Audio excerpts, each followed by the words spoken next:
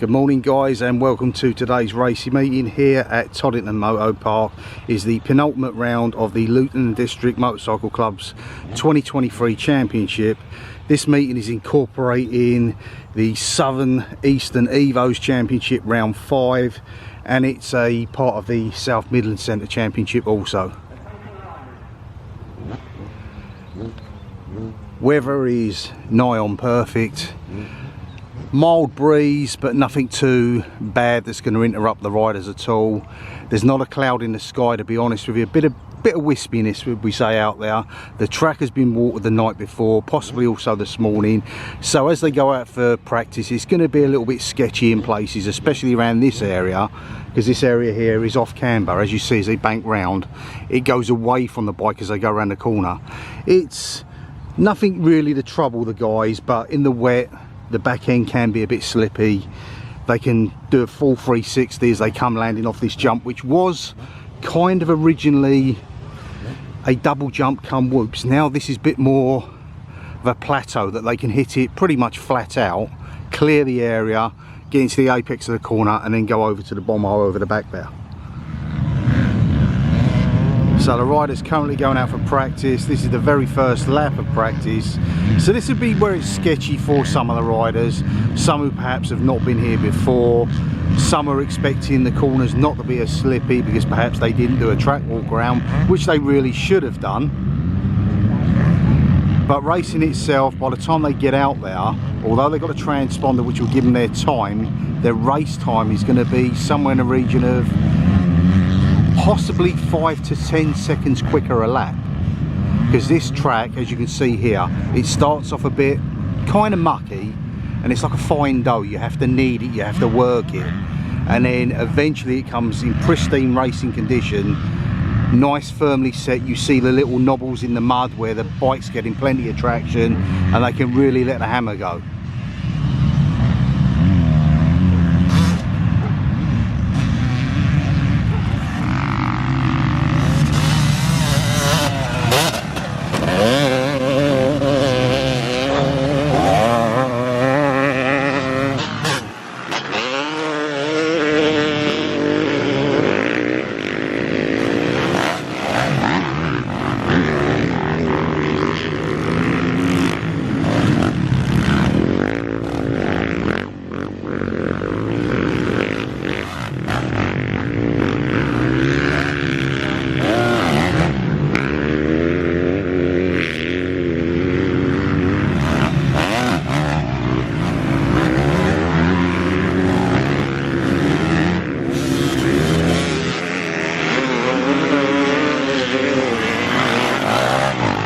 Probably the cleanest you'll see some of these riders all day.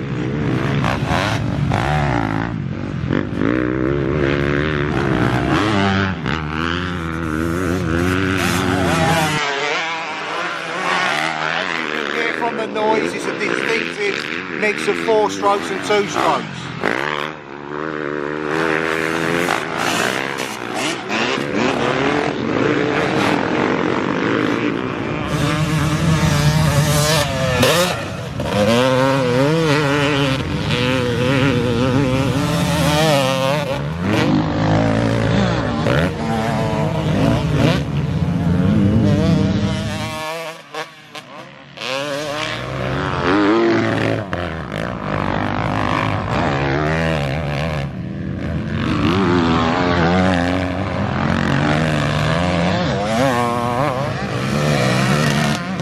Cannot get more classical than Simon West on that old Yamaha. It really does look spectacular. Special mention today for Michael McClurg, or I believe he's recovering from some sort of condition in hospital. We all wish him well. And here is the comeback kid, Paul Byrne, back on the track, but gave him a major injury, busted collarbone, back in the Evo Championships in June. Great to see him out here again.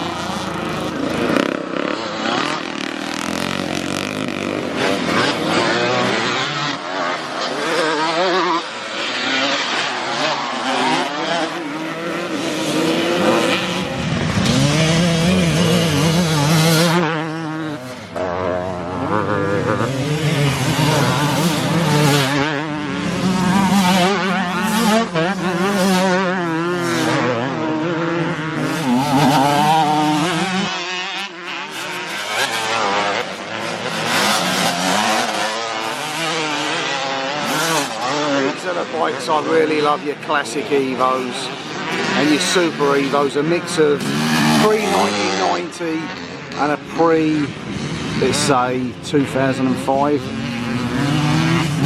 Some really great old machines out here. Classic Mako there.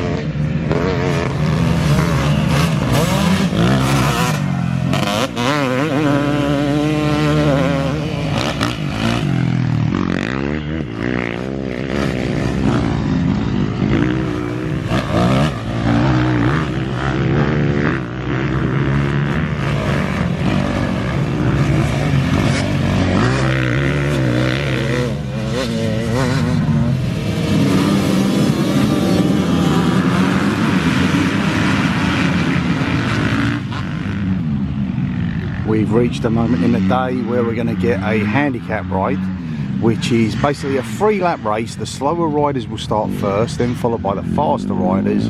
Over 3 laps, you really will not know, probably till the last couple of corners, who's likely to win. It's that close, or generally is. It's a Steve Barnwell memorial race. I think it's £100 to the winner, so you'll get the usual rogues out here who want to earn a quick buck, but it's pure entertainment.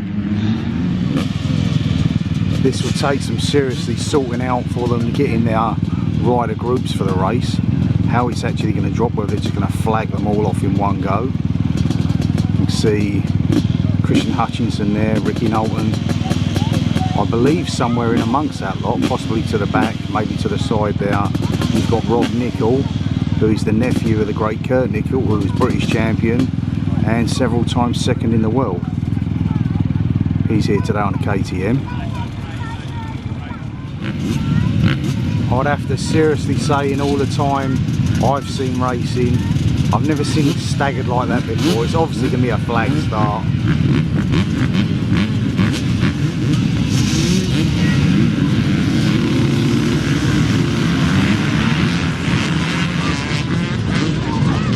Don't expect these guys to be at the front at the end of the 30 laps. It's just a matter of they can hold on or not. The faster guys, of course, have got to make their way through the back.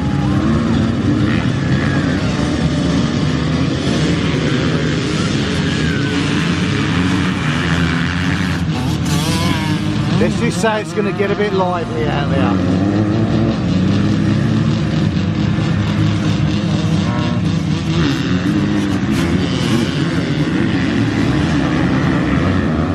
These will be considered your fastest 4 riders to take part in a race.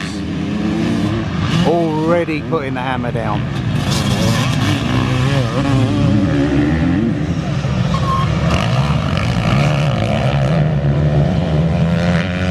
As you rejoin me, they're already coming round on their second lap.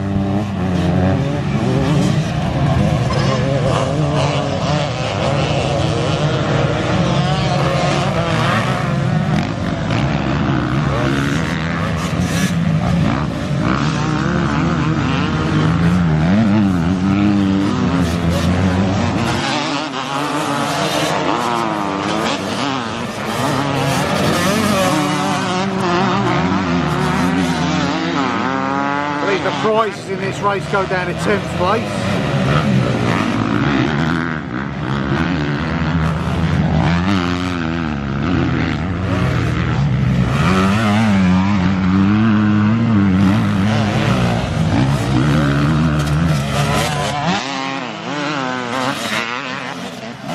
The head start really is a great leveler, because not only are the guys at the back a little bit faster, but they've got to get through a mobile chicane to make their way to the front.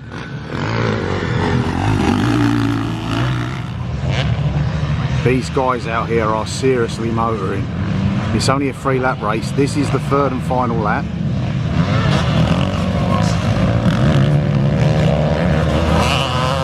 As the leader's coming past me for the final time, it's still anybody's race, to be honest with you.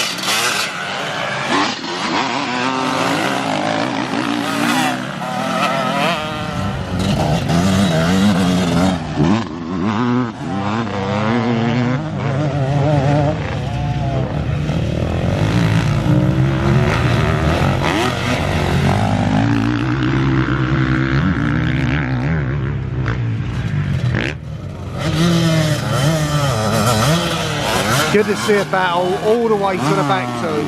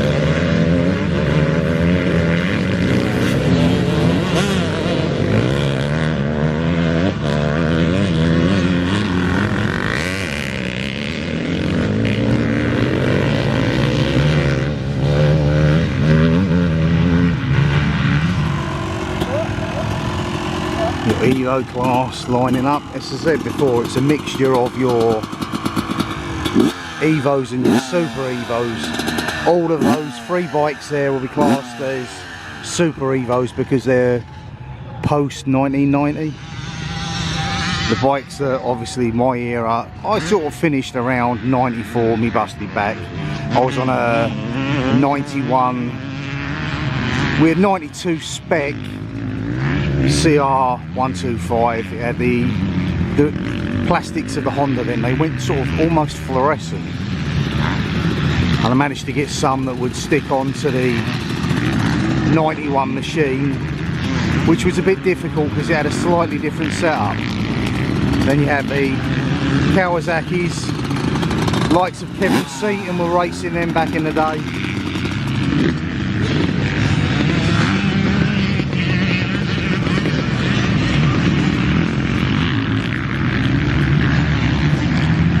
A lot of these bikes in value are worth a lot more than your modern bikes nowadays. But obviously it takes a heck of a lot to keep them going. Sourcing parts, sometimes they might have to source parts from the States. Time for a quick loo break by the looks of it. Looks like a 97 250, not 97, 1987 250.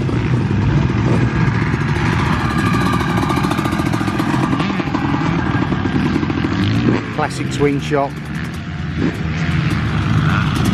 First thoughts that that was a Mako, but it's actually a Red Rocket. I'd say possibly anywhere from 77 to 79 for that. Sort of Graham Noyce era, Malherbe when he was in his younger years.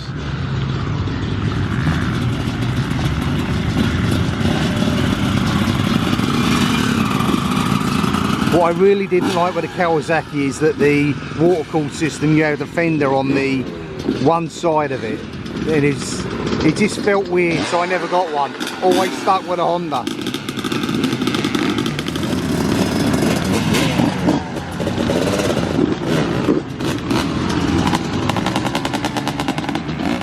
There's your classic Mako.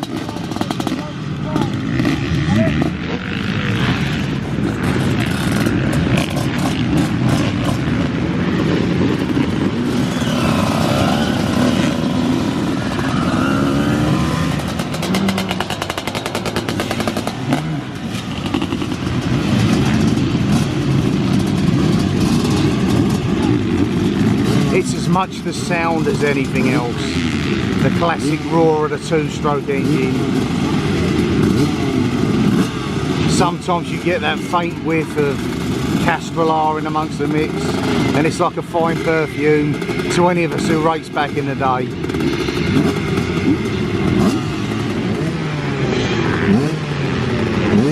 Possibly a 89 CR there. Make your way down to the start line, please. Just finish the Evo to the start line, please. Thank you.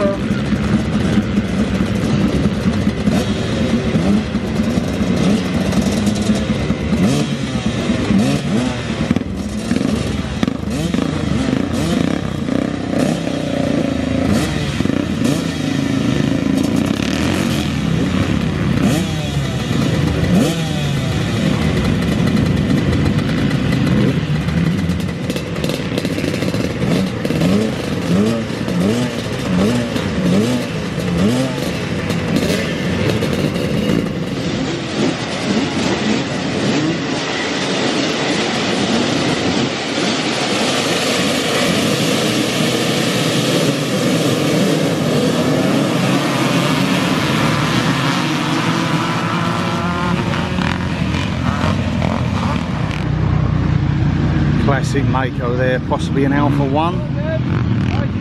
Twin shock suspension, and obviously air cooled back in the day, and drum brakes. A lot of things have changed over the years. This just shows you how much bikes have changed over the year, from drum brakes, air cooled, to your fully water cooled disc brakes all round, and probably a thumper now as well.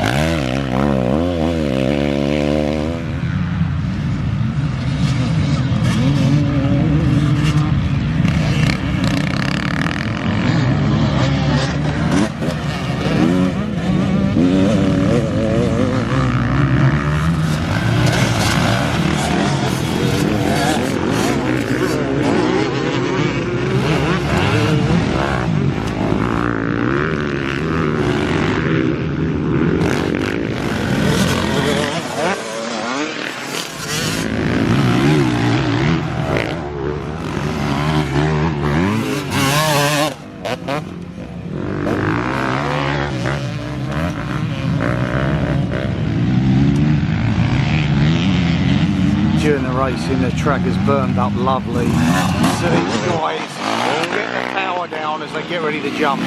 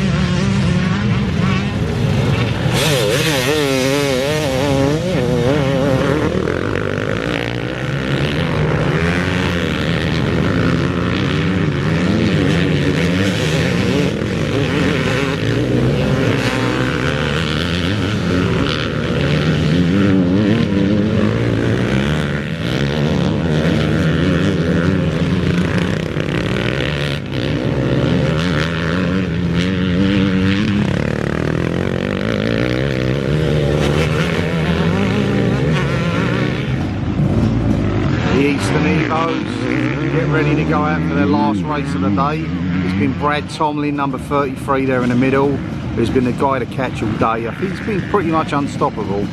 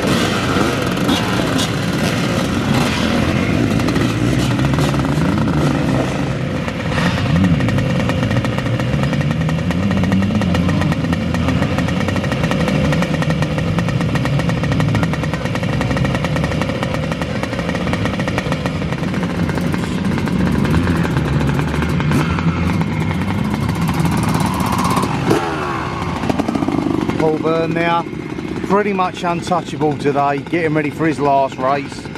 Set himself up ready for Farley. He's been smooth, he's been comfortable. I don't think he's had any real ill effects from his nasty shoulder injury, so it's looking good. Cool as you like, Simon West there, even rocking a set of sunglasses. You can't get much cooler.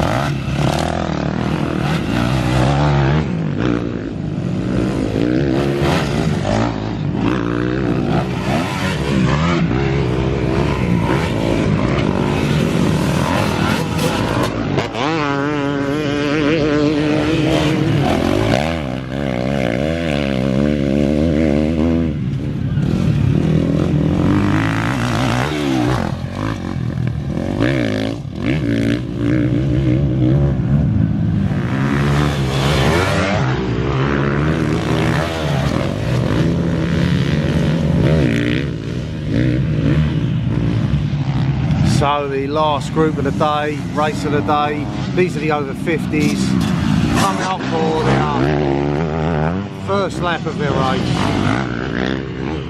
Bruce Garside there going through. Usually like a bullet out of the gate.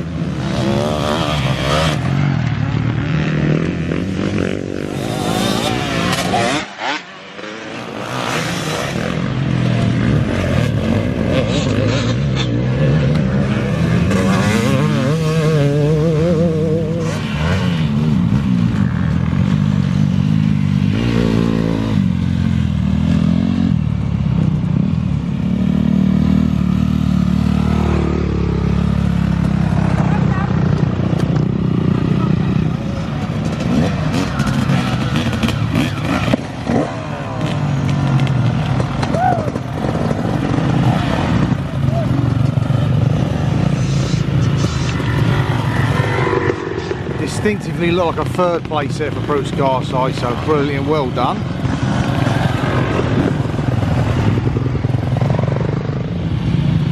And that is going to do it for you for today and for the season for myself, because when the last round happens on the 1st of October, I shall be jetting out to America to vlog out there for a period of time.